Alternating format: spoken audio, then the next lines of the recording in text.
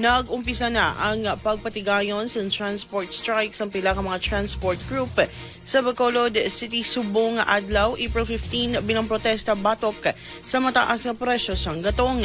Ginalantaw nga mangin pinakadako ini nga rally sa mga driver kag operator sa syudad bangod ini na nila masarangan pa ang padayon nga pagsaka sa presyo sa gatong. Sa interview sa Mombo Radyo Bacolod kay United Negros Drivers and Operators Center, Secretary General Eric Bendoy, ang protesta ang patigayunon sa apat ka area sa syudad, lakip na ang Bata Flyover, Magsaysay Flyover, sa Singkang, sa Bahin Santa Lisay City, kag sa Banga Pacho Burgos Extension.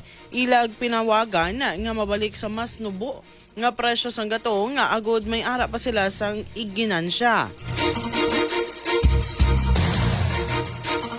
Ginpayag ni Bendoy nga bisan wala sila sa permit sa rally, ginpasalig niya nga mangin matawhay ang patigayunon nga protesta gani nagapanawagan sila sa kapulisan sa paghangop kag pagitsindi sa ilang sitwasyon.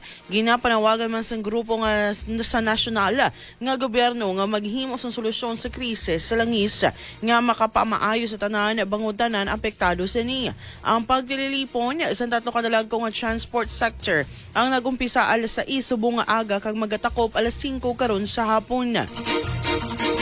Ginkumpirma man sang presidente sa Bacolod Alliance of Commuters, Operators and Drivers sa Bacod, Manibela nga nagupod ang ilang grupo sa ginpatigayon nga nationwide transport strike.